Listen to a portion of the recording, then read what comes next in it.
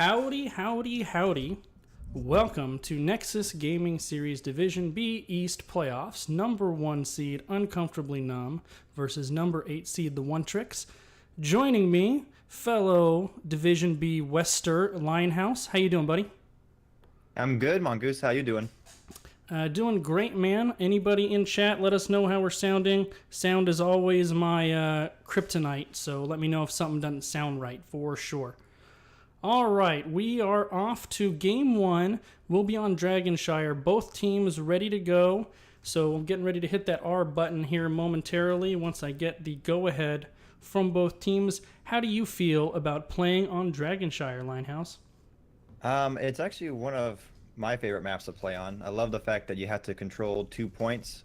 Usually it's a good map to have two tanks, or at least a tank and a solid bruiser. And if you're controlling the top or the bottom most of the match, you can usually win the game pretty easily. Yeah, Dragonshire kind of accidentally became my squad's map go-to this season, and I think it's because we found we could generally control the map through macro, and I think maybe more than any other map, Dragonshire accentuates the difference in map control and map awareness between teams more than any other. So, there's no doubt that Uncomfortably Numb is going to be the heavy favorite going in. They haven't dropped a set this year, so maybe that's why this was their map selection, to accentuate that difference in macro between the teams. Particularly if they feel really strongly about the fact that they can control the map, or at least control the flow of the match, then yes, this would be a good map to do that on. So first ban Garrosh, no surprise there. He's the tank du jour at the moment. What are you banning if you're Uncomfortably None? And at this point in the season, there's really no surprise. These teams know each other. Yep, it's definitely Maiev, because One Tricks has shown they're really skilled with Maiev. And actually, if you read Zed's article he posted today, he even brought that up. So, anytime you're going through these drafts, you either have kind of meta bans, you have map bans, maybe comp bans. But at this point in the season, all the teams know each other. The scouting reports are out there. The articles are out there. We will definitely have targeted bans as we go through the NGS playoffs.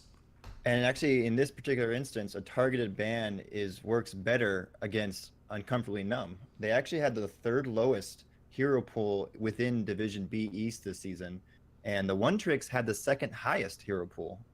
So that's actually an interesting fact, considering that they're called the One Tricks. Yeah, for sure. Well, if you look at their team logo, it says you can't ban us out if we have 5 tricks or something to that effect. It's pretty funny, actually. Phoenix, first pick. I'm actually a little surprised by that. I haven't seen Phoenix be performing all that well since his newest round of nerfs, but maybe they found a way to use him effectively. Well, I really like Phoenix. His damage output is high. He can be in both the 4-man and an effective solo laner. The issue with drafting him this high in a draft, though, is Varian kind of hard counters him, and it really opens that up. Particularly if you take Shattering Throw with Colossus Mask. That's like an instant deletion on Phoenix. I did just post in the chat, if the teams didn't know, Diablo's Lightning Breath is also banned, by the way, due to the bug on it right now. On the hitbox? Yeah, Isn't Diablo in general just banned because of his new rework that's being kind of lackluster so far? I mean, I don't know. They go with the Genji Malfurion. Interesting. So 2 picks coming out. 2 picks coming out for who? Wait a minute. Something is not right. All right. That's why. Come on, terrible caster, fix it. There we go. Okay, well, when you guys are on the 2-minute delay and you get here, you will see the game. I had the visual on the actual game capture blinded, as opposed to muted, I guess would be the right word. So they could hear us talking, but they could see no draft. Now you can see the draft. They can also see our gorgeous faces. They can. So that's a plus for everyone in there. For sure, just to bring the focus to us. To go on though, Genji and Malfurion were just taken by Uncomfortably Numb. I am not surprised by a Genji pick. I am still surprised by a Malfurion, considering the stats that Blizzard released regarding the healers since the latest round of nerfs to Malf and Stukov. But Malfurion still does pair really well with Genji and still has a root. So pretty good healer in my book. And we have a Kael'thas Stitches. Interesting. The Stitches I don't really mind, but I think maybe you don't need to prioritize him that high unless you've showed him earlier in the season, because you could probably pick him up later in the draft. He's not really hotly contested, like I said, unless this is something that they've shown through the season and they're worried about that targeted ban. Unless the thought process was, since we're taking Kael'thas right now, then since Kael'thas pairs really well with Stitches, it could be a targeted ban at that point, kind of showing your hand a little bit, and they felt like they might as well take the two together. And they didn't want to take their support yet. The banter in the chat's pretty funny. Oh, is it? Yeah. I don't get the chat. Oh, because you're listed as an observer. That's right. Yeah, I'm listed as a pleb, so I only get. Now, I'll tell you, as a caster, I actually prefer to be listed as an observer as opposed to a referee, because then I don't have to block the chat box. It's just not there. It's easier not to show it. Makes sense. So we do have the Medivh ban. Love that ban. Medivh, well played in coordinated play, is an absolute monster. Protected, by the way. Yes. So let's see, what are the one tricks going to ban out now? I would imagine a tank ban if they're comfortable with theirs, or maybe a solo ban as well, or maybe like an Uther to save the burst healing on a hook target. And they do go with the tank, the Johanna. Interesting. I think I bet you if you look at your hero pool stats there, Garrosh and Johanna are the tanks of Uncomfortably Numb. That's my guess. And Johanna also really good on Dragonshire in the 4-man rotating between mid and bot. But my guess would be that's a targeted ban at Famous, as those I'm pretty sure are his 2 tanks. Blaze and ETC. See, now that's kind of why I was thinking Johanna was weird. Because I don't, so far, I guess that she hard counters Phoenix, which I don't feel like she does amazingly well. ETC is always a more worrisome tank to me. I agree. Especially one of the issues when you have a Stitches as your main tank is he's definitely light in the peels department. I play tank for my squad. If I were playing a Stitches, I would rather have a Johanna on the other team than an ETC, simply because it's easier to peel for Johanna because she doesn't initiate particularly well. And ETC is the other end of the spectrum. He initiates very well, and he can be very difficult to peel off if you don't have those tools. Plus, ETC has really good self-sustain, along with Blaze. And while Stitches has that as well, now that you've banned Johanna, you've kind of reduced your amount of tanks that have self-sustain. Because she has her D shield as well to go along with it. So now I'm kind of curious who they're going to take here. They're going to show whether Phoenix is going to be their solo laner. So Phoenix is going to be the solo laner here in this setup. Solo tanked Stitches. So very, very little in the way of peels. Kael'thas is going to have to peel for himself. Stukov is going to have to use that silence as like a zoning peel. You're going to see here. With an ETC Blaze, that's going to be really hard to keep them off of that team. Also with a Genji on the other end, and you have a Stukov who has no stun and only has a silence that's really hard to land on a quick-moving Genji, you have nothing to protect your back line from him except for Kael'thas and his, what's it, E? His E, I always think of them as their keys as opposed to their actual names. Right. And the one thing that the one tricks do have is a ton of damage. But Kael'thas and Phoenix, and even Stitches, is a fairly high damage tank. I think Kael'thas and Phoenix could have provided enough damage. I think the Greymane was unnecessary. I would have really liked to see a Varian to lock in that Genji. Yep, I think they had enough damage as it was. I mean, even Varian would have been a good amount of damage. I mean, but maybe they're planning on not doing team fights. Ooh. I like that pick. Yeah, I like that pick. I assume great control on the shrines at the top or bottom with his mines and his traps. Plus, he does have the range poke damage that they're sorely lacking. Yeah, this is going to be Junkrat is going to lower those health pools down for Genji to dive in there and have mop-up duty. That's, I think, what you're going to look at here from Uncomfortably Numb. So which draft do you like the best out of the two? Uncomfortably Numb easily. I just worry that the one tricks don't have enough tools to peel for the backline. Yeah, I'm with you on that. Like, I would love right now to be proven wrong because I always enjoy rooting for the underdog, but I really don't like the gray main is what kills it for me. Like, if the rest of their comp is fine until they took gray main, and then it's just I don't understand it. But maybe there's something that they have in mind that they know about, and we'll be pleasantly surprised. Yeah, I am definitely with you there. I would have really liked to have seen the Varian instead of the Greyman. I think that would have rounded out their comp nicely. That gives them some control for the Genji, the taunt. Also gives them a little follow-up CC for the Stitches hook as well. I would even have been happy with Diablo. I mean, I like Variant better, but even like Diablo would have been a good one to pair with it instead of Greymane. For sure.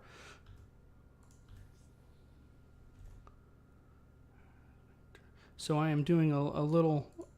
So what is the one tricks? What do they have to do to pull this off? I think they need to push the map. They need to push the lanes because they have superior wave clear. That is the one thing they do have over Uncomfortably Numb. And they need to be very careful when they do decide to team fight because they can get picks, but they have to solo someone out and get them and take them out as opposed to engaging 5. I don't think they win that very often. Yeah, I think you're right. I don't think in a standard 5-on-5 they're going to win that. They need to leverage map control, and they need to get picks with that Stitches hook, and then utilize that advantage, that numbers advantage when they get it.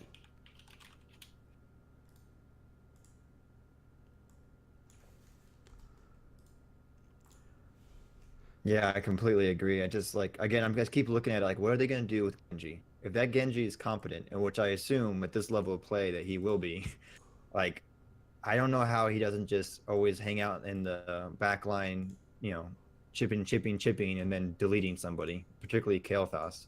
Yeah, I think you're going to see that a lot. You're going to see Junkrat poke, and then you're going to see Genji dive in there and really clean house. And, the Stukov, we didn't talk about this. He doesn't have, really burst healing on demand so much. So that's going to be hard for him to deal with that.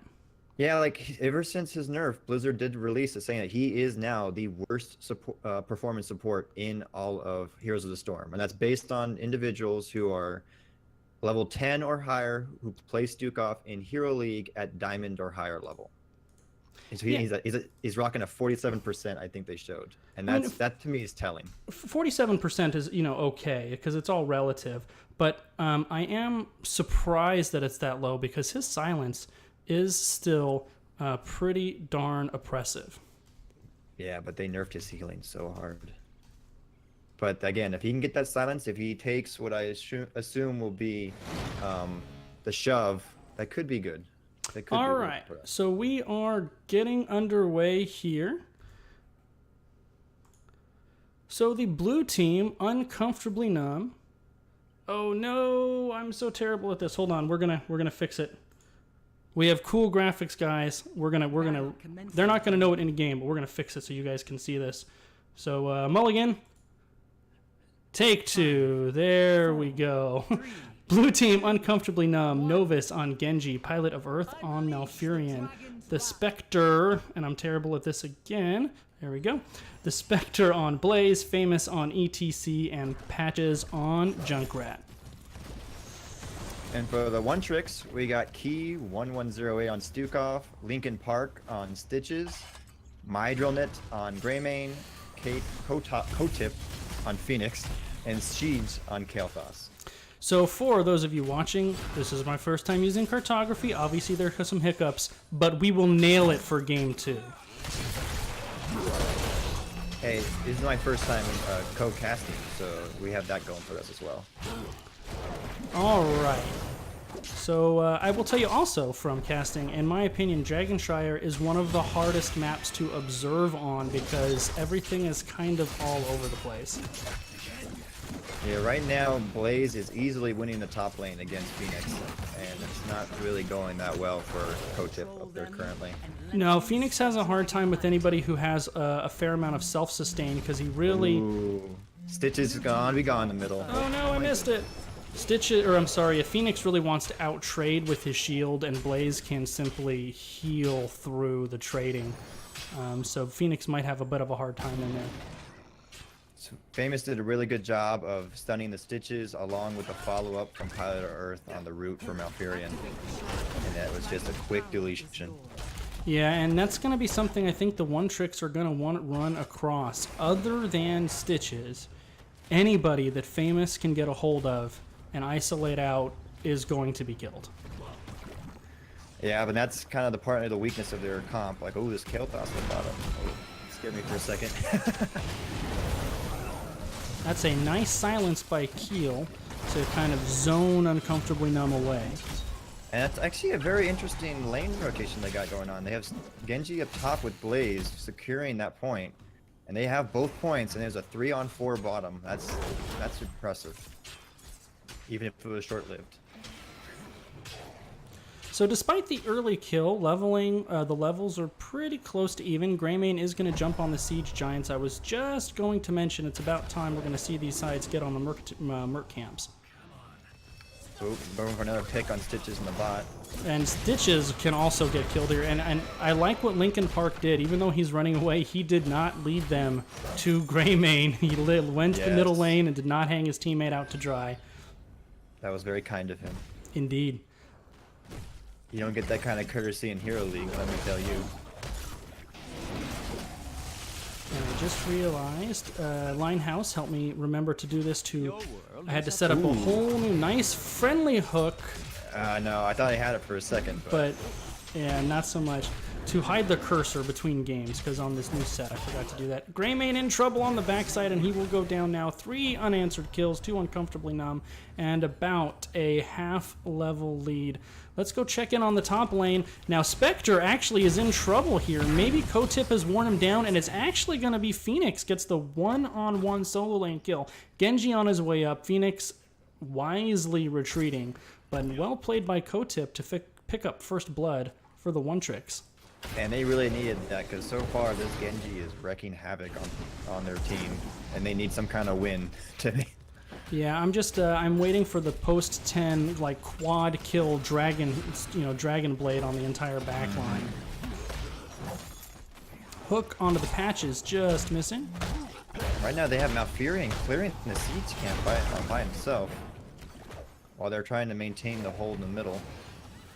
Now, as much as Blaze was winning top, see, this is what you got to do as Phoenix. You have to trade out your shield for health, but you don't want to actually lose your own health. Now, with Genji sitting in the bush there, though, he's got to be very careful. And it looks like he's very cognizant of that, because he keeps backing up even when it doesn't look like he should have to. Oh, Greymane and Stitches are separated again from the group. Famous might go down here. Nice zoning silence there. Hook just misses on Novus, however, Uncomfortably Numb definitely did not get the better of that trade. And once again, Phoenix is in the top channel there, although Genji's coming up. I thought the Junkrat and Malf were going to rotate up a little bit faster on that, but I guess they were more concerned with getting the point. Nice stun onto Phoenix. Genji, though, not following up on it. He's opting to make sure his squad gets that top point instead.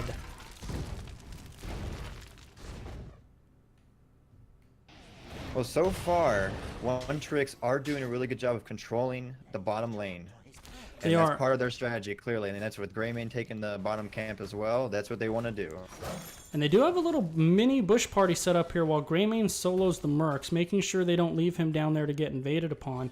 And on Dragonshire, this bot lane is definitely the most important lane, with possibly 3 Merc camps to push down it. So that's a sound strategy to prioritize that bottom lane here for the One Tricks.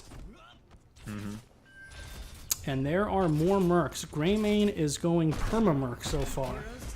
And once again, Phoenix, we missed it, but Phoenix on Kotip able to get the solo kill on the Blaze. So Kotip making us eat our words. He has really come alive here the last few minutes in that solo lane. Yeah, but that's also still during the match where he's solo with 1v1 on Blaze. Later on, when they're doing 5v5 more rotation, I'm wondering if he's going to be as effective. That's true. That's very true. So far, though, One Trick's definitely holding their own. Novus on Genji diving in the back lane. There's a two-man stun. There goes the Kael'thas. Yep, and that's exactly what the Genji does. He went in there, he got them all to on them, and then that's how they were able to sneak up and get the stun and root. And you could see they have no answer to Genji doing that. Well, and furthermore, you could see that Stitches had no answer to ETC going in. Basically, in an odd way, the only answer the One Tricks have is damage. They have so much damage, they have to make Famous pay for anything he does with copious amounts of damage. Mm-hmm. So the One Trick's able to secure the bottom while Phoenix takes the mid. However, nobody in the top lane right now for the One Tricks, leaving Blaze to his own devices right now. And there's the damage on Famous. That's what I was talking about. He took a lot of poke there, kind of forced it to rethink himself there. However, Genji coming down, Stitches might be in trouble. And here's 10. Uh-oh. And the Gorge onto ETC, and there's a two-man mosh pit in the back line. Famous does go down and spreads the living bomb. That's actually a 2-for-1 trade in favor of the One Tricks, while Blaze and Phoenix continue to duel in the top, and Phoenix winning one more time. Yep, and they're doing a really good job of controlling these points so far. I still don't think Spectre can win this even with the sustain, or am I wrong? Wow, that's a very close. Nice stun coming out by Spectre. So we do have Bunker Drop, Twilight Dream, Riptire, Dragon Blade, and Mosh Pit for Uncomfortably Numb. And for the One Tricks, Flailing Swipe for Stukov, Gorge for Stitches, Cursed Bullet for Greymane, Planet Cracker for Phoenix, for Phoenix, and Phoenix for Kael'thas. Right? That's what they just did that for fun for you. I think so. We do have chat asking for the talents, by the way. I brought them up right when I saw it. Oh, there you go. I forget we're on delay. Ooh, Phoenix is in trouble up top. Is he gonna? Ooh, no. Teleport away. Genji's going to get that kill, though. Yeah, Phoenix not getting out of there. So will we have the first Dragon Knight of the game? One of the interesting things, in my opinion, on this battleground, and there are more mercs for the One Tricks. They have really prioritized them, and Uncomfortably Numb has it. Nice stalling hook. Ooh. He does get the Gorge. However, the Riptire probably saved Mouth. It looks like it did. But it looks like Greymane's trying to finish off both Mouth and Genji if he can. And Famous, I mean, the one thing about the One Tricks comp, they have a lot of damage. Yeah, and the snipe! From downtown, Phoenix taking out Famous on ETC. This Greymane is doing work for the One Trick so far. He's like getting in there and just chunking down anybody who's in his way. So, chat, I will try to periodically pop up those talents for you guys.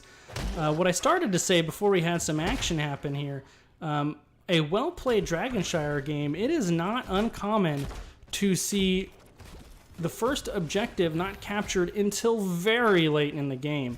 Phoenix on top here with Genji rotating on. Kotip might be in trouble, especially if he gets stunned out of his teleport. And Spectre just a hair late. Phoenix able to get out safely while the rest of his team secures the bottom objective. And it looks like we're going to lose. Yep, a Junkrat down below. Is Hook down? I don't know if he did it already. I do not know. I don't know if you remember, Linehouse. This game started with 3 unanswered kills by Uncomfortably Numb, and the kills are now 7-6 in favor of the One Tricks. Yep. I think we have to put this game on upset alert because this could go either way right now. It is true. They are still handily controlling these bottom lanes. It's clearly been their strategy, and it's working. And you look at all that damage being negated by the Stukov healing from the Dragon Blade. He needs to wait till they're lower to finish him off before he pulls that, I think. Yeah, and if the level's pretty close to even here, but if the One Tricks actually does get up in level a little bit, 1 or 2 levels, that damage is going to get magnified very quickly. It's very true. And did he go? Yep, he did go duelist at 7. Oh, a hook on the mouth, and there's the silence. Excellent. That was an absolute execution from the side of the One Tricks. Hook, no Twilight Dream available, and there's a hook on ETC and a gorge. Hook and gorge. I don't know if that's your good target, but I think at this point they're going for any target to see if they get another kill. I mean, they do have Giants pushing in here. They're probably eyeballing fourth. They have 14 seconds with knowing that Blaze is top. Now Genji's still missing to them, so they have to be a little careful for that. But they seem pretty strong here. And on Dragonshire, anytime you can trade top for or if you can trade the other team's bottom fort for your top, 100% do it, and they don't even need to trade this out. Phoenix and Blaze going at it one more time. These guys are going to be BFFs before this game is done. Phoenix getting the better of this one, though, one more time, at least right now.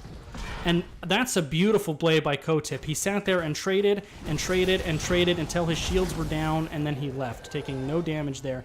He may have also sniffed out that Genji was nowhere to be found. Yeah, he very good map awareness to know that Genji hadn't shown for a very long time. He could be anywhere. Is that another? Oh, it was so close. ETC barely snuffed that out in time. That was And a well played dodge by Famous. Worth noticing that fishing hook taken by Stitches. And that's been clearly their plan with the solo tank, is they want to pick somebody and kill them, just delete them immediately.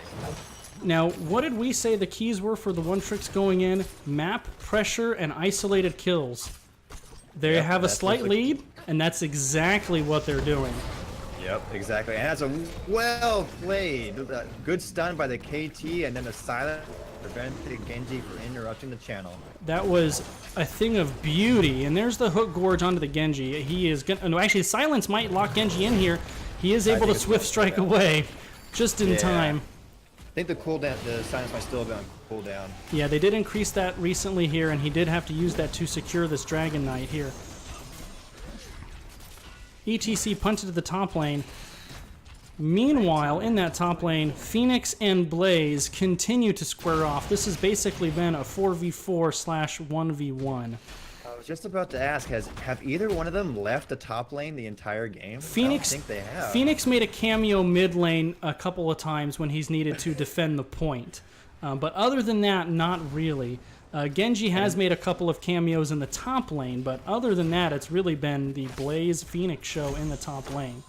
And I like this play by the One Tricks. They are pushing in the bottom lane because they know that's the strongest lane for them to push in with their control over it. Yep, nice Phoenix by Sheej. You want to get at least the front wall out of this. Actually, that's all they're going to get because there's only 6 seconds left on the DK. They're aware of that. Backing out, but now a full level lead plus for the One Tricks, kind of slowly taking control of this game. We both question their draft, but they're making it work. Hey, they are doing exactly what they need to do, and they clearly planned for this. Is how they want to go about trying to win this. Maybe they knew, or they felt that they couldn't win 5v5, and they felt that they had to go for a isolation comp, and they are executing it perfectly so far. Yeah, and that face melt by Phoenix was perfectly timed. Otherwise, he was going to be Stitch's lunch there. But Stitch is so hungry. Very hungry. Hungry Stitches. Man, the Merc pressure, the higher damage from the One Tricks comp, they're leveraging into these Mercs. They are really prioritizing and they're Mercs. Going to try to. They're. Oh. And I was about to say. I love what Sheej did there. He had complete confidence in Linkin Park because the gravity lapse was there waiting even before he knew if that hook had landed. That's a lot of confidence, and that's the best way to do it to ensure that you land everything. There's a stun onto Stukov, plus the power slide face melt. Stukov taken down. A hook onto Novus. That was more of a peeling hook, but the One Tricks need to get out of here. Huge mosh pit landing on Kael'thas and Stitches. Both of those guys going to go down. And is this the moment that Uncomfortably Numb takes the lid off of this game? Well, that was the first time that the One Tricks really, I feel, messed up in this match. They can't go out that far knowing the kind of comp that they have, and also knowing that the camp was just taken by Uncomfortably Numb, and they are right there. And they clearly came in, got flanked, and that's, that they're not designed to counter what Uncomfortably Numb can do on a 5v5 straight up. Well, and you just said it right before that happened, that they are not allowing the 5-on-5 because their comp is ill-suited to it. That was the first 5-on-5 that's happened this game, and it was decisively in favor of Uncomfortably Numb. Yes, and it wasn't even close, unfortunately. And that, they're going to get like a Dragon Knight because of that, and hopefully they should be able to get, what do you think, 2 forts for this, maybe? I think they're just going to run it down bot. Hit the fort and the wall? Yeah, fort and the wall, because that'll give them 20 and a win condition for later in the game. And you saw in that 5-on-5 fight, the comp for the one tricks had no answer for the Blaze ETC stuns. It just wasn't there. Look how far back they have to play, though, due to the fear of the hook, though. Yep, Genji Greymane, going in very deep. He is stunned and then punted. Riptire is on the chase, as is Genji. I believe that was Blink by Famous. Friendly hook does get him out of trouble. Now Kotip may be in danger. In trouble. And another friendly hook, although the bush may have prevented it. There's the teleport. And that was Bolt of the Storm by Famous to dive over the wall there. Lincoln Park is telling us Stitches has plenty of peels, guys. You just got to hit that hook. And there's the hook gorge onto Junkrat. If they get him far enough out, he is toast, and he is toast. Toast. And PogChamp right now, Lincoln Park, saving his team and then getting the pick. Now, we talked about targeted bans. Do you consider a Stitches ban after this? I think I would. He's been like, what's his accuracy at? 60%, 65%? It's felt like more than that, but I'm trying to, does that count? He did technically get something there. And it's not just been the hooks that he's hit, because he's definitely missed a couple, but he's hit the big ones, it feels like. Yes. Very key hooks on key members of Uncomfortably Numb. And their Kel'Thas and Stukov have been really on point in following up on his hooks. Now this is going to be a problem. A double Merc camp in bottom with the bottom wall already seriously damaged. If you're the one tricks, you want to try to get Uncomfortably Numb to fight in the spell shield if you can. Yes, very much so. That's where you want him to be. So a big push here by the one tricks. And if they get a pick here, I think it's key. Oh, for sure, yeah. I mean, it's going to be a lot of pressure anyway. This is a post-20 double Merc Cam. Riptire doing very little damage. Oh, Hook gets Junkrat. Gets Junkrat from way downtown. Keel. Johnny on the spot with the silence. Junkrat had no chance. No, with the silence, everything. And it is a keep. And it's now the upset, it was real. The upset chances are real. The win condition is there. They're thinking about it. Linehouse, they're thinking about it. Oh, they do have it. If they can get Genji or something right now. I think this is a little ambitious. Oh, that was a nice interrupt by Stukov. Huge interrupt by Stukov. And there's the Phoenix. The shields aren't down yet. I don't think the one tricks can finish this here. I really want to see the retreat calls come out. Yeah, I want to see them either retreat and get a pick or something. Okay, that's. Oh, if they can get ETC or Blaze. Oh my goodness. Okay, Greymane's trying to get. Okay, that's 60 seconds without Blaze, and Katas are going to start showing here pretty soon. Shields down 80%, 70. They have so much damage. This core is just melting. And that looks like it's going to be a game. I don't think they can stop him.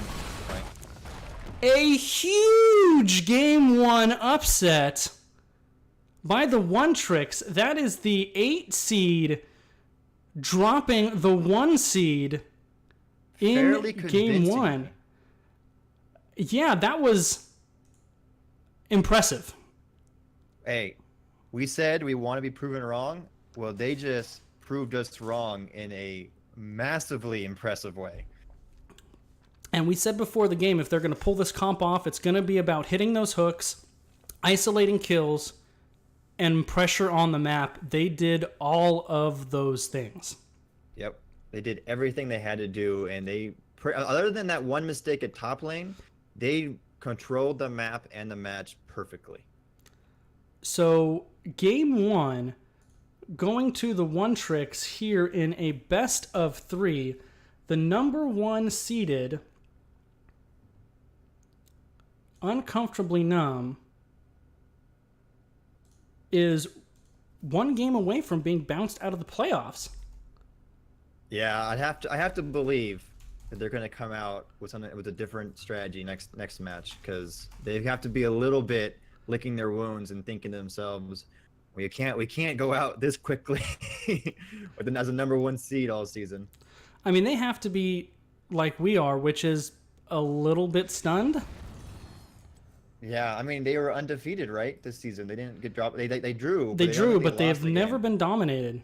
Yeah, I'd be stunned. I mean, I'm stunned watching it. I mean, look at the damage that the Genji did in the Junkrat. They actually did pretty good damage-wise. It's just that the fact that the One Tricks kept singling someone out, kept isolating somebody and killing them, means that they just can't fight. They can't do what they want to do, which is engage 5v5. And I think the MVP of that game has to be Stitches. Oh, easy.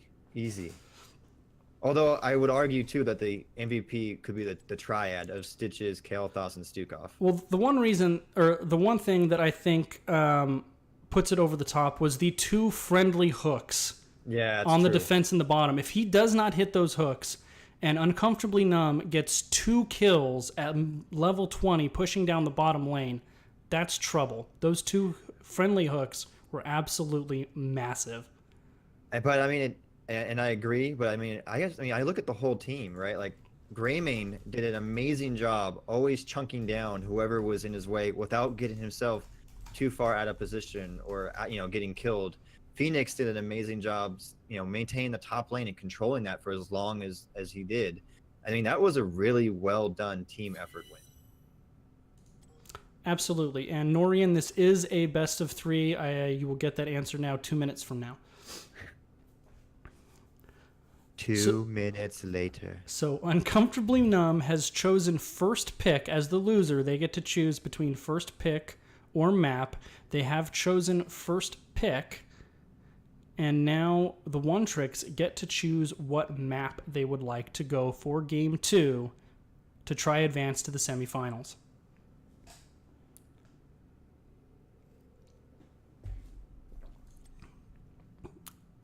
And if you're on the side of Uncomfortably Numb, I think most of those guys were probably thinking after that draft what we were, which is like, we feel really good about this. I mean, they're probably thinking easy. Just dodge to just hooks, guys. Just dodge the hooks and we're good. Easier said than done, apparently. That's how I assumed that they would talk. I know that's how my team would talk in that situation. So game 2 has been chosen, and we are going to Cursed Hollow. And this was One Tricks pick? One Tricks pick.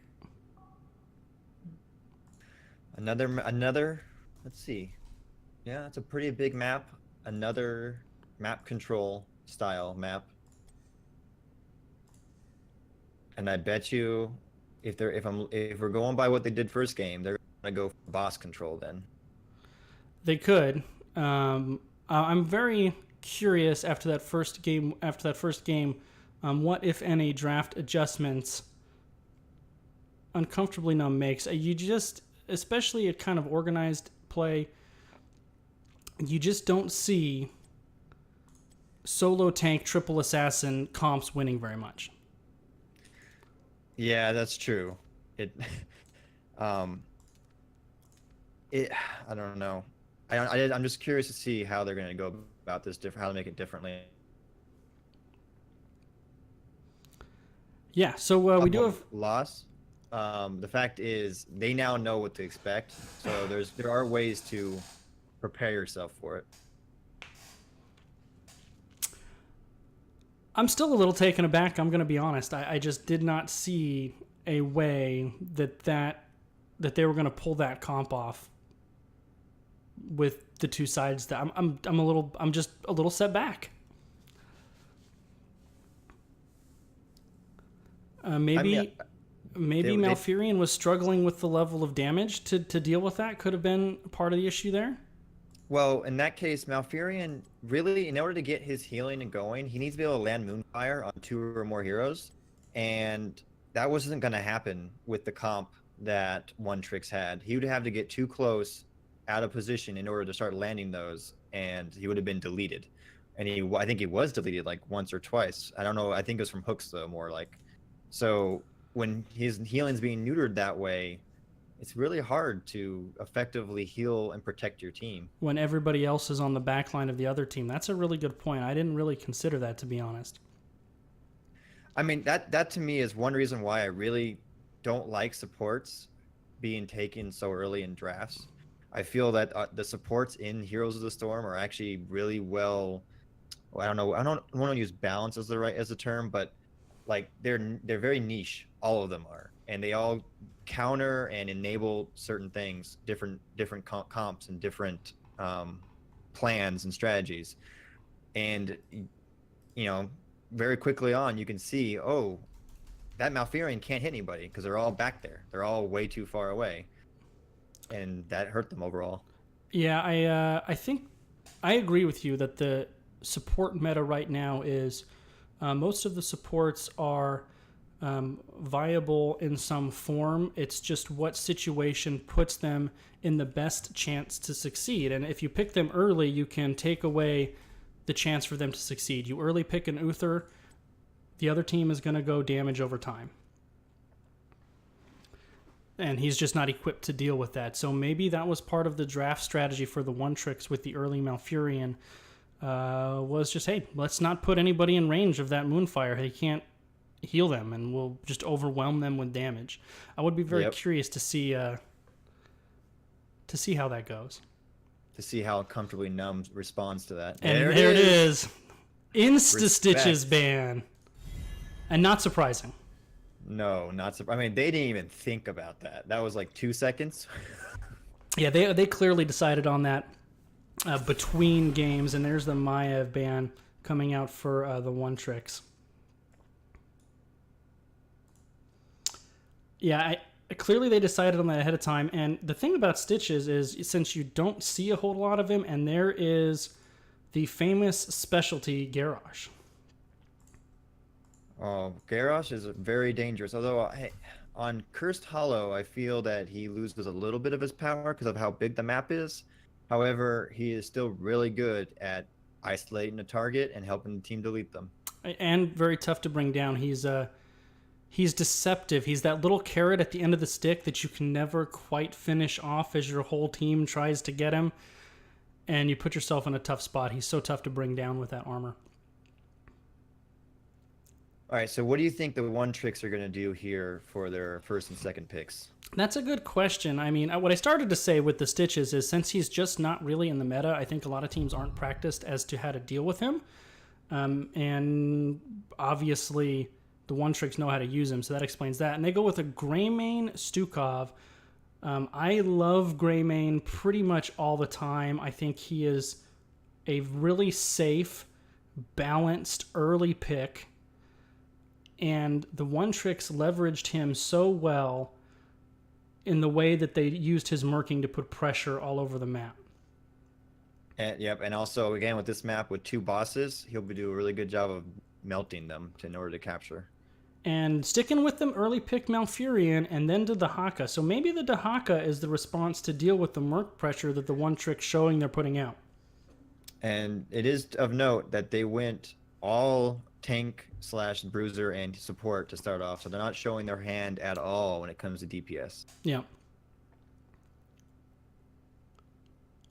So what DPS do you ban here for the One Tricks? Genji was a little bit ineffective last game. They do go with the Junkrat. That's never a bad ban. He is so annoying. He's just obnoxious. A well-played Junkrat just makes you want to pull your hair out. And then an Abathur ban coming out from Uncomfortably Numb. And that, I think, is actually a good ban. I'm not sure if One Tricks would have taken them, but the fact is that they do have already proven that they want to do control.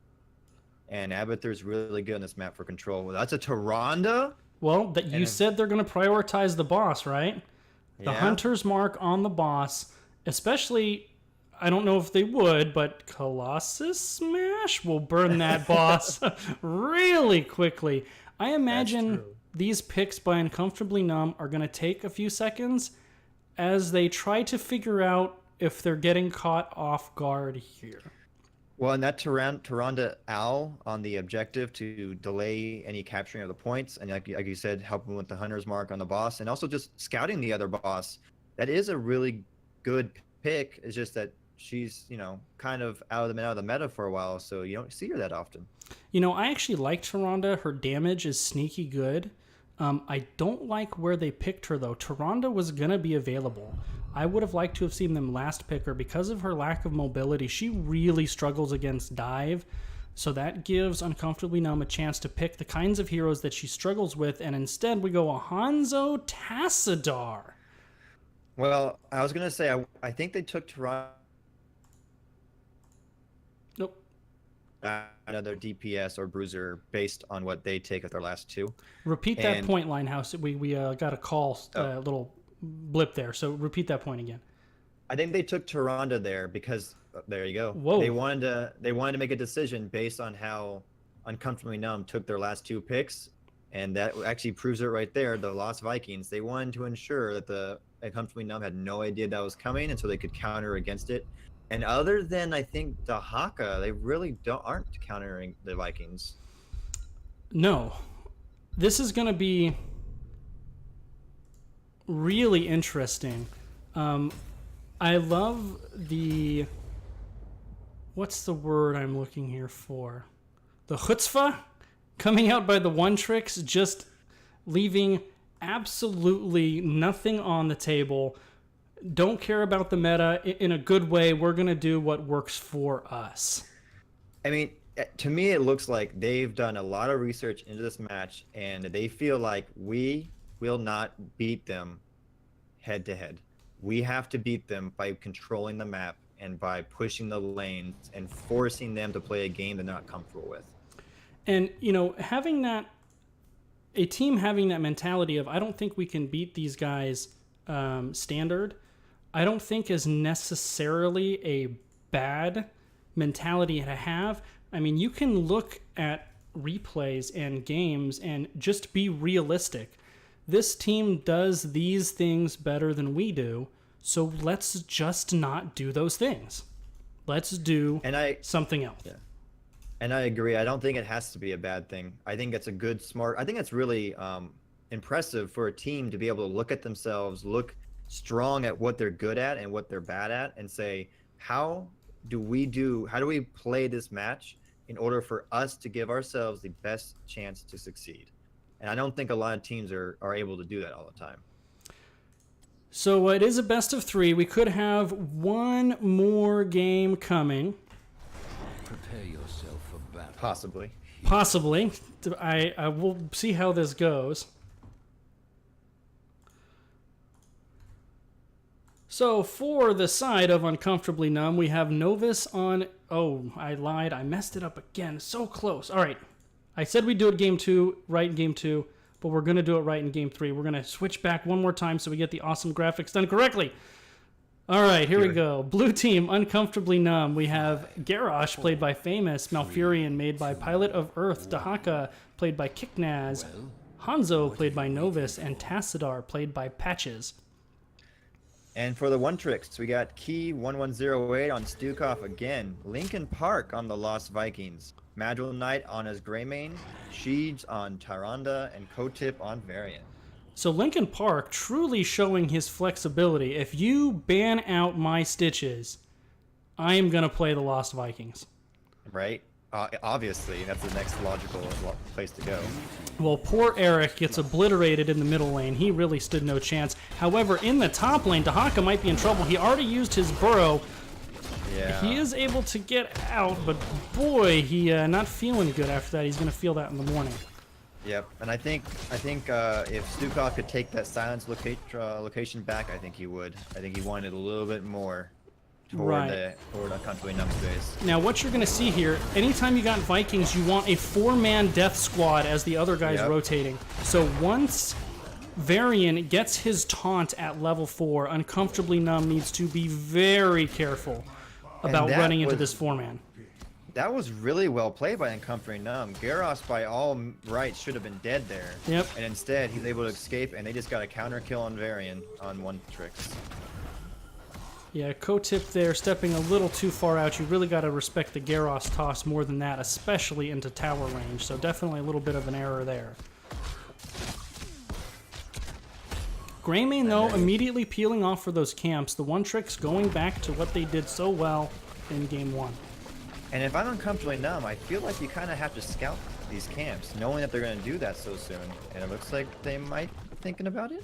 And as well as they did with the Merc camps in game 1, the Vikings have taken Viking bribery. So the pressure between Greymane and Vikings on this map is going to be through the roof. And that has to be their plan, although so far, Uncomfortably Numb is maintaining almost a full level XP lead, which is not really where you want to be if you're using the Vikings. No, but you really you're going to see that level lead come into effect once these tributes pop. One thing Tyrande does with the Owl that we haven't covered is she stalls the tributes really well. And if you're the one tricks, you want these tributes to be long. You want to get as much free uncontested soak in the other lanes as you can. Yep. So if they can stall these tributes, nice AoE zoning there by Keel, that's really what the one tricks want. They're getting a lot of value with this bruiser camp mid. Yeah, it looks like, are they going to get a tower? Not quite so much. Stukov in trouble? Right there. No, Greymane in trouble. He might have the mobility to get out of that. Stukov would have been in a world of hurt. Yeah, and I think that's who he wanted to toss there. Famous in the anchor position there as Varian moves in. More of a defensive toss there coming out by Garrosh. A huge root coming out. And Patch is actually the Tassadar pick, it just dawned on me, is probably a response to that death squad that they have there, those shields to try to counteract that insta-gib. Yep. And the one trick secure the first tribute. That's actually huge. But they also did it really quickly, and they had no Viking in the middle, so extra.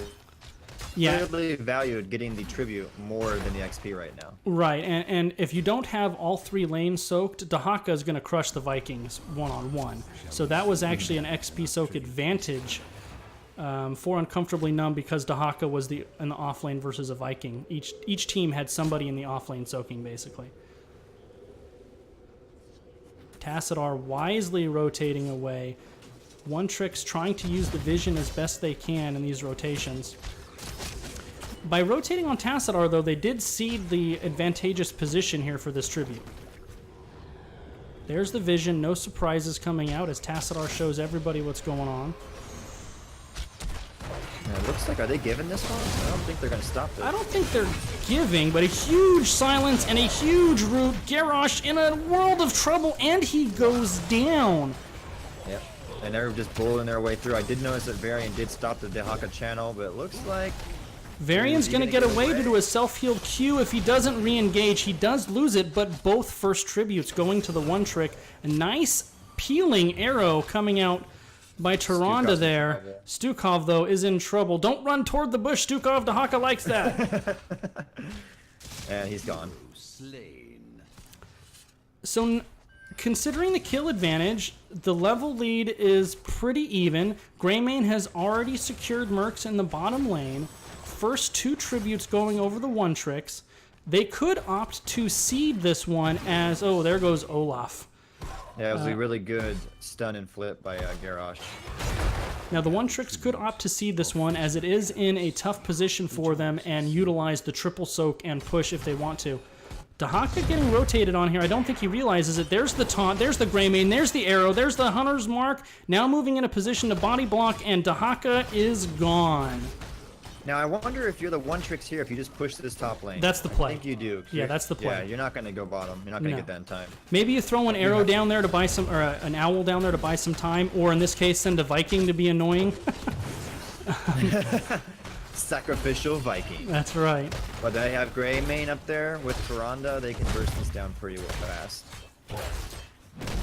Yes, 7th Ace, they are awesome graphics. And who did that? They look great, man. If the caster could figure out how to use them right the first time, it would be even more awesome. You know, we haven't mentioned it enough this game. The one tricks in their execution on the follow-up from the tank initiation. The hooks, insta-follow-up. The taunts, insta-follow-up. The CC isn't staggered, or isn't overlapped. It's all staggered to get full value out of it. It's been really well executed that way.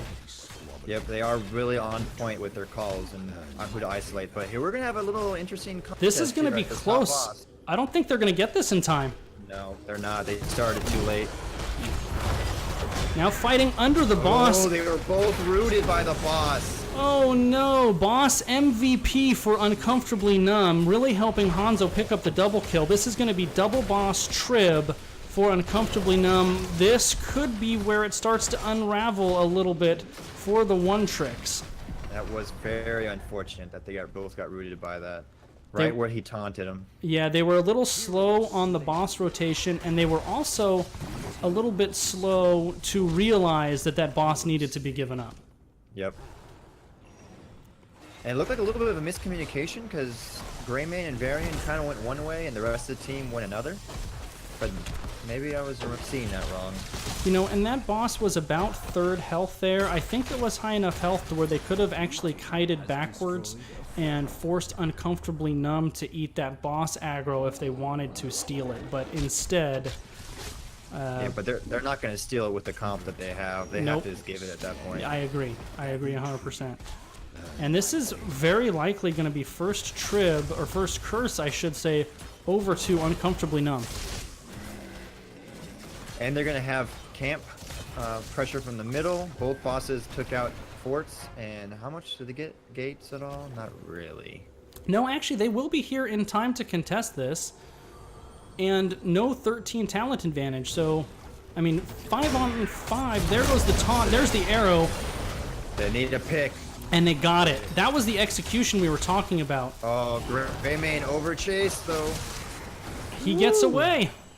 Oh, man. Now this is where the Vikings can pay for themselves. Dahaka had to come up to function as the tank. Yep. They need to stall this for as long as they can or get another pick because they need to catch up on XP. Or not catch up. They need to get an XP lead going. Dahaka needs to be in trouble here. Taunt's going to be up pretty soon. There goes Archon. We haven't talked about the heroics yet. Malf was able to steal it. But Tassadar gets deleted, and Malfurion running for his life. And it looks like, is Greymane going to finish him off? Oh, he's Oh, barely he's out of going! range. You can't go into the tower range, Greymane! No, the Oh, bloodlust he got wanted the it. better of him. Yep. He wanted it so bad, and that Stukov might pay for it as well. That is unfortunate. Now, we haven't talked about the heroics yet. We've gotten caught up in this kind of wild game. But we have Isolation on Dahaka, Archon on Tassadar, Dragon Arrow by Hanzo, and it was a really good Dragon Arrow. It actually almost saved Garrosh in the middle of that fight. He was using it to peel for his tank. Twilight Dream on the Malfurion, and Warlord's Challenge for Garrosh. For the one... Nothing really surprising. No, not at all. The only question was, you know, Dahaka's and Tassadar's for the most part. I suppose you could go either way. For the one tricks, we have Flailing Swipe on Stukov, played again for the Vikings, Cursed Bullet for Greymane, Starfall for Tyrande, and Taunt for Varian. You know, I wonder with a Tassadar and a Hanzo, both of whom have primarily or a sizable auto attack percentage of their damage, if not Shield Wall, but what's his E talent at 10 called for Varian? The one where he gets the double charge. Is it double charge? The Judgment? Or I mean, he gets the double charge on his E and doesn't lose a charge of his W. I think he might have gotten a little more value out of that. If he had the double charge on his E, Greymane secures that kill in the top lane 100% because his E would have been off cooldown by then. True, but he also kind of does need the shield wall because of how much damage he's going to take as focus fire as the only soul tank against this comp. Well, I would make the argument, though, that there's no burst damage he's going to eat with that, and with the double charge of W, he can eat a lot of auto attack damage with it. There's no, like, you know, Kael'thas or Jaina or somebody or Li-Ming where you want to eat the orbs that you need for the shield wall. It's a lot of auto attack damage mixed in with some spell damage. Despite as poor as this game has seemed to have gone for the last couple minutes, Linehouse, I bring your attention to the XP bar and level for these two teams. And that's what the Vikings will do. I mean, you got, was this Eric at the top pushing that lane? And he has had no response for quite some time. And it's really hard as a team of 5 to constantly have to go get one of the nagging Vikings and still be successful in team fighting. Pre-cleanse on himself by Famous, and then a defensive tosh. There's the charge, there is the taunt, there is the silence, there is the arrow. However, Dahaka is able to get away, and a 4-man, I believe, Twilight Dream makes the One Tricks think about their life decisions as they are in full retreat. And I'm pretty sure he did not mean to throw Malfurion there. I think he wanted somebody, Hanzo or somebody else to Probably. re-engage with.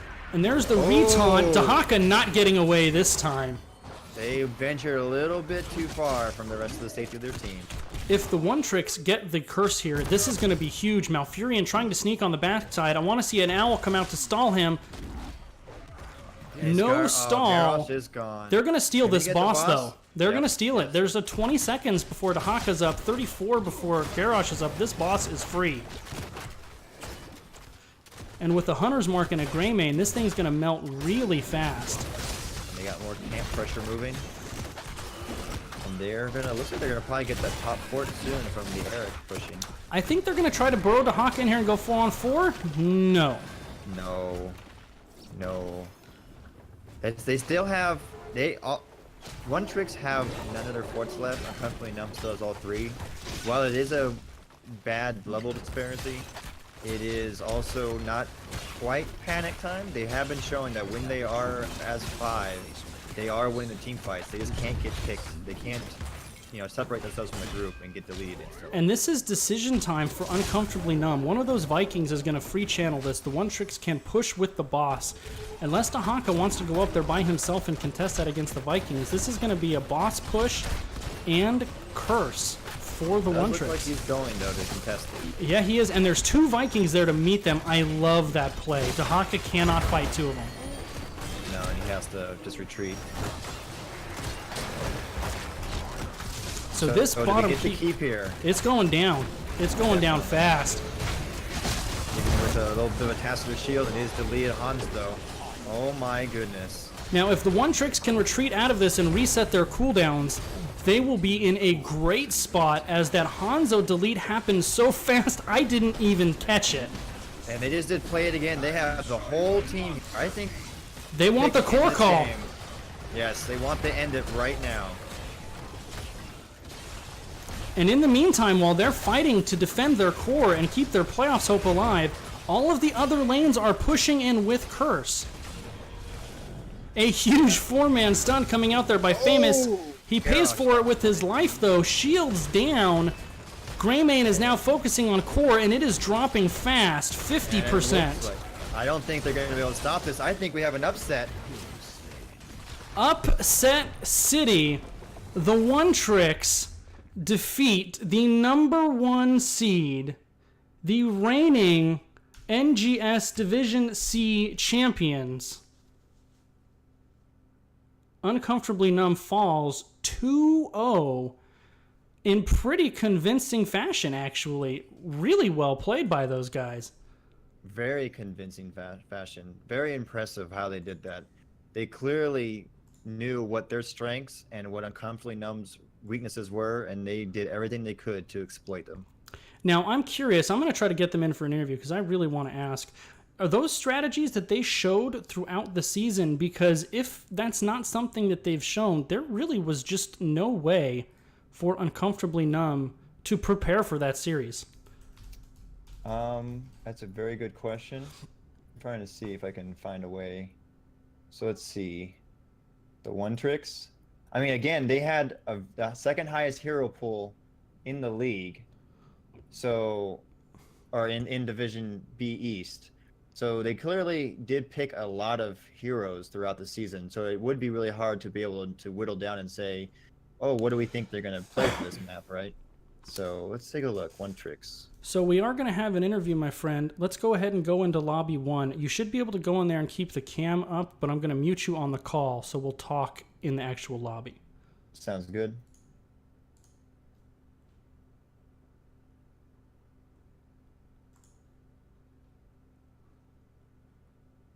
Hey, Keel, how's it going? Hello. Hey there, hey Key. Hey. Congratulations on Thank your you. stunning Thanks. victory. Yes. I Yeah. Okay, think Mongoose, I think you're muted if you're trying to talk. am I muted? Can you guys hear me? Hold on. I was. Yeah. Congratulations, man. That Thank you was very much. really impressive to watch. I think the two of us have a number of questions. So, Right. my first one is, you know, at this point in the season, all the teams have kind of seen each other. Were Right. these compositions that you guys have shown during the season, or did you just completely spring this on Uncomfortably Numb tonight? I believe both comps we did just now, it's something that we actually never ran in like any of our NGS games, so it should be like something that like no one saw it coming. So Well, hats off to you guys for not only executing them really well, but having the kind of the tenacity to just bring these completely unorthodox, off-meta compositions on them and really make them work. right. Was that something that you guys were conscious of, trying to spring these kind of pocket strats on them? Well, we know that, well, because we played them once during the regular season, and we kind of get basically destroyed it there. But so we said maybe we should do something like different, just so we can kind of catch them off guard. So like the last few days, we tried to come up with like different like strategy or different combination, and we actually practiced the two comps that we did just now, like yesterday, for quite a bit. So it worked out. We are so pumped. As you should be, and nice job by you guys to pull that off. Just I don't think I mentioned it in the game to give the audience here a level of the upset. Number one seed, 7 wins, 4 draws, no losses. This is the first time these guys have lost 2 games in a set in the entire season. Right. You guys had a solid season, but numerically not quite the same. Three No, wins, 4 definitely. draws, 4 losses. No. Yeah. So So yeah. No. We believe we had to bring something different. So to try to bring an upset, and yeah. So, not that I want you to give away all your super secret strats, Key, but what do you guys do going forward now? You kind of tipped your hand here a little bit. Well, You I should. would say like actually it's a like probably the opposite, because now maybe at the beginning of the season or like throughout the season we kind of focus on a and now the last couple of weeks we kind of basically completely bust out different types of heroes. So I it probably advantage now that our opponents don't know what we could pull out. So we'll see what we bring next week. Any questions from you, Linehouse? I'm sure you have some. So, on the first composition Right. with your solo tank stitches, both Right. Mongoose and I were questioning your draft, but we did say that if you guys are planning on playing the map, not really team fighting, and going for isolation picks, that you would get the or you have a good chance of getting the victory. And in the second comp as well, you played the map. Was it through the research that you did that you thought that you could win much more easier against Uncomfortably Numb by playing the map, or was it more the fact that you just didn't really want to go team fighting against them? I would say we usually do better when we try to play the map, because our macro is a bit stronger. So we try to take control of the map and then just look for our engages, like instead of just diving in. So with stitches, we were able to like wait for the hooks and then try to like blow up someone, and then the second map we tried to play the map too. Like we have this variant comp that we have been like trying to play, but then it has some drawbacks. So Lost Viking is kind of a balance to that lack of soaking on the variant combo. Well, I will say too, your silences were on point in both those matchups. That was really well done, making sure that you can lock down a hero and Yeah. getting that exactly where you need it to be. We actually did not plan on playing the Stukov because we expect them to ban the Stukov. So actually silence probably during the queue because now they can't do any abilities. So it worked out. Yeah, I think I remember one for sure in game one where I saw you drop that silence on the Genji to stop him from channeling the dragon, and I was just like, that was really well played, sir. Right. Yeah. Thank you. Well, any closing thoughts for you, Key? No, not really. We are so happy that we just happy. So we played our best, and then we brought our A game, and we did the upset. So we are pumped for next week. Yeah, as you should be. Really entertaining series to watch. Big time. Congratulations to you guys. Thanks. I am pulling up the bracket right now. So the One Tricks pulling off the upset, you guys will play the winner of the number 4-5 matchup between the blue team and Heroes of the United States. So look forward to that next week. Yeah, we will be watching their games for sure. All right. Well, thanks for joining us, Key. Congratulations again. Go enjoy your victory. Famous, I'm going to re-video call you so we get you back on cam here. All right. Thanks for casting the game.